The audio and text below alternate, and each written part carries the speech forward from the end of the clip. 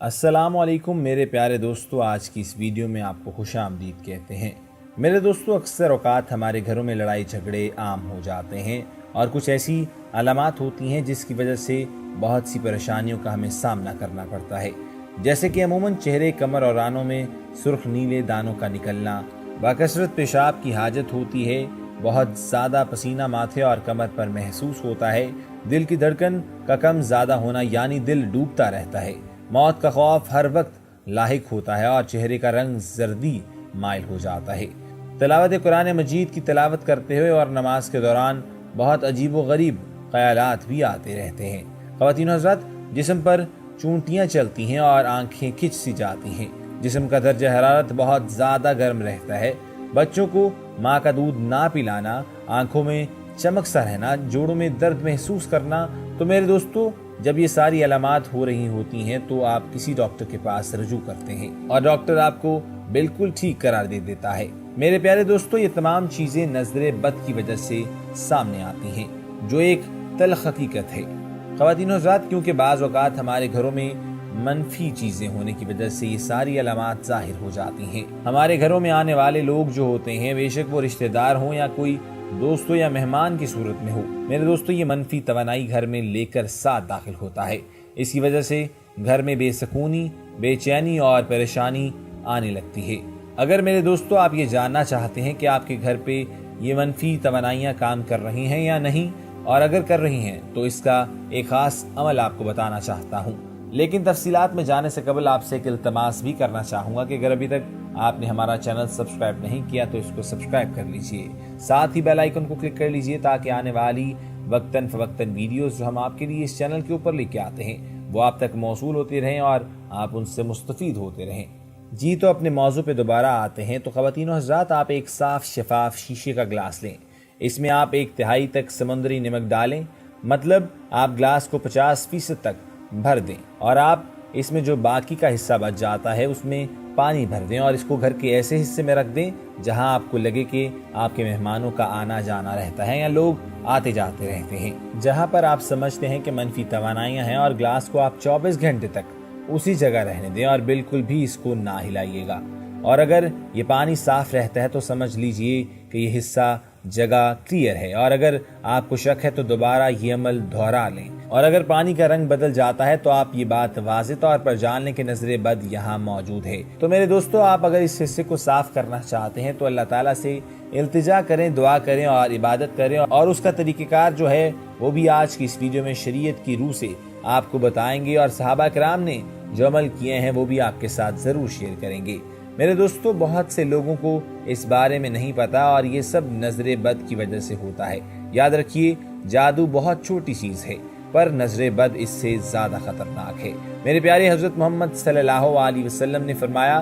حدیث ہے کہ اللہ تعالیٰ نے سزا اور تقدیر میں جس چیز کا فیصلہ کر لیا ہے اس کے بعد میری امت میں سب سے زیادہ موت نظر بد سے ہوگی۔ حدیث نبی صلی اللہ علیہ وسلم نے فرمایا ہے کہ نظر آدمی کو قبر تک اور اونٹ کو ہانڈی تک پہنچا دیتی ہے، اور ایک جگہ نبی صلی اللہ علیہ وسلم کا فرمان ہے کہ کوئی چیز تقدیر کے آگے نہیں جاتی، لیکن اگر کوئی ایسی چیز ہوتی جو دنیا میں تقدیر کے آگے چلی جاتی وہ تو نظر بد تھی۔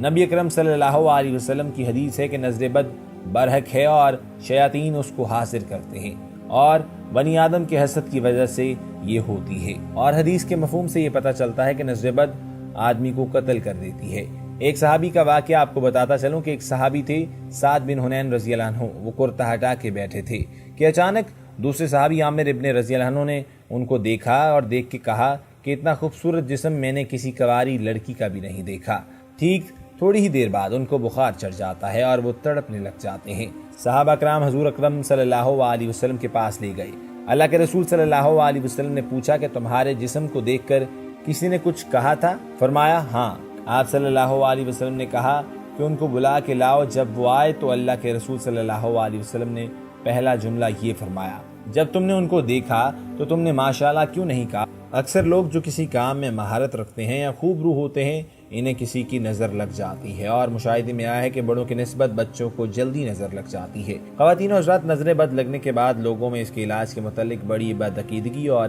رسومات پائی جاتی ہیں جنہیں عام مسلمان شرعی علاج سمجھتے ہیں۔ لوگوں میں جادو ٹونا یا نظر بد کے علاج کے لیے کالی چیز کو ڈھال بنایا جاتا ہے، جیسے کہ کوئی گاڑی کو نظر بد سے بچانے کی خاطر کالا کپڑا باندھ دیا جاتا ہے، نیا گھر بناتے ہوئے اس کے اوپر کالی ہانڈی رکھ دی جاتی ہے، یا خود کو نظر سے بچانے کے لیے بدن پر کالا دھاگا پہن لیا جاتا ہے۔ اسی طرح کے نظر بد کے علاج میں کالی مرچ جلا کر اس کی دھونی بھی لی جاتی ہے، اور اس کے علاوہ بہت سے عمل ہیں جو نظر اتارنے کے لیے استعمال کیے جاتے ہیں، جبکہ ہمیں اسلام نے نظر بد کا شرعی طریقہ بھی بتایا ہے۔ نظر بد سے حفاظت تدابیر اختیار کرنے میں کوئی حرج نہیں، ایسا کرنا توکل کے منافی بھی نہیں بلکہ یہی عین توکل ہے، کیونکہ یہ تو اللہ سبحانہ تعالیٰ پر اعتماد کرنا اور ان اسباب کو اختیار کرنا ہے جن کو اس نے مباح قرار دیا ہے، جن کے استعمال کا اس نے حکم بھی دیا ہے۔ میرے دوستو، نبی اکرم صلی اللہ علیہ وسلم حضرت حسن اور حسین رضی اللہ عنہ کو ان کلمات کے ساتھ دم کیا کرتے تھے۔ اس کا ترجمہ آپ لوگ ضرور سنیے گا۔ میں تم دونوں کو اللہ تعالیٰ کے کلمات تامہ کی پناہ میں دیتا ہوں، ہر شیطان اور زہریلی بلا کے ڈر سے اور ہر لگنے والی نظر بد کے شر سے۔ خواتین و حضرات، آپ صلی اللہ علیہ وسلم نے فرمایا کہ حضرت ابراہیم علیہ السلام بھی اسماعیل و اسحاق علیہ السلام کو اسی طرح دم کیا کرتے تھے۔ اگر عین یعنی نظر لگانے والے یا جس کی نظر لگی ہو اس کا پتہ ہو تو اسے وضو کرنے اور اپنی کمر سے نیچے والے حصوں کو دھونے کا حکم دیا گیا ہے،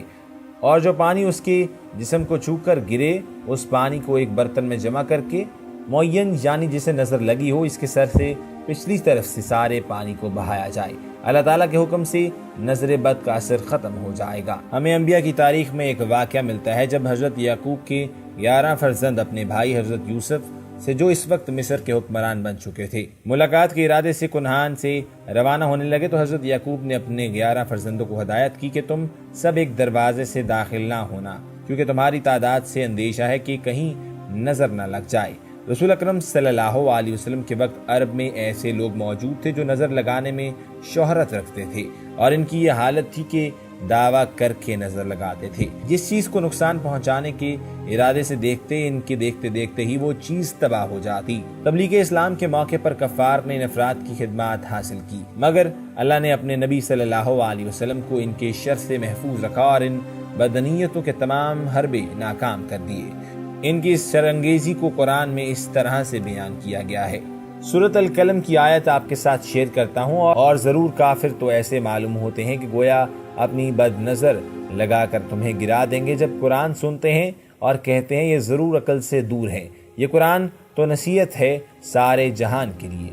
چنانچہ جس وقت حضور اکرم صلی اللہ علیہ وسلم قرآن کی تلاوت فرما رہے تھے تو ان میں سے ایک کافر آیا اور پوری ہمت سے نظر لگانے کی کوشش کی۔ آپ صلی اللہ علیہ وسلم نے لا حول ولا قوت الا باللہ پڑھ لیا، جس پر وہ کافر ناکام اور نامراد واپس چلا گیا۔ امیر المومنین حضرت علی فرماتے ہیں کہ نظر بد کا لگنا برحق ہے اور اس کے دفاع کرنے کے لیے دعائے تعویذ سے علاج بھی ہے۔ میرے دوستو، ایک اور احتیاطی تدابیر کے طور پر امام جعفر صادق سے منقول ہے کہ جب کوئی شخص ایسی زینت کرے کہ جس پر نظر بد کا خوف ہو تو گھر سے نکلتے وقت سورۃ فلق اور سورۃ الناس پڑھ کر اپنے اوپر دم کریں۔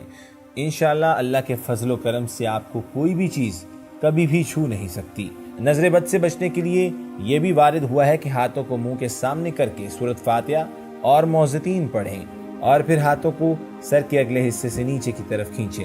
نظر بد کے اثرات پر یقین رکھنے کا ہرگز مطلب نہیں کہ ہم بلا وجہ شک و شبہات میں مبتلا ہو کر دوسروں کو پریشانی میں مبتلا کریں۔ میرے دوستو، ہم اپنے باہمی تعلقات خراب کریں اور باہمی طور پر الزام در الزام لگاتے رہیں اور لعن طعن کا سبب بھی بنیں، اور نہ ہی نظر بد کے اثرات کو ختم کرنے کے لیے ہمیں بیہودہ کاموں میں اور غیر شرعی طریقوں کو اپنا لینا چاہیے، اور نہ ہی اس سلسلے میں پیروں اور جال سال تعویذ فروشوں کے جال میں پھنس کر اپنا مال، اسباب اور ذہنی سکون برباد کرنا چاہیے۔ ہمیں یاد رکھنا چاہیے کہ ہمارے گھروں میں قرآن پاک کی صورت میں ایک بہت ہی اچھا علاج موجود ہے۔ اس کے علاوہ حدیث میں دعائیں اور وظائف بھی وارد ہوئے ہیں جنہیں پڑھنے کے لیے کسی کی اجازت کی قطعاً ضرورت نہیں۔ ہر مشکل کے حل کے لیے اللہ کے کلام، مسنون دعائیں اور وظائف کی طرف رجوع کرنا ہمیں ضرور چاہیے۔ خواتین و حضرات، यहाँ पर मैं अपनी वीडियो का اختتام کرتا ہوں اور آپ سے ایک التماس بھی کرنا چاہوں گا کہ اگر ابھی تک آپ نے ہمارا چینل سبسکرائب نہیں کیا تو اس کو سبسکرائب کر لیجئے، ساتھ ہی بیل آئیکن کو کلک کر لیجئے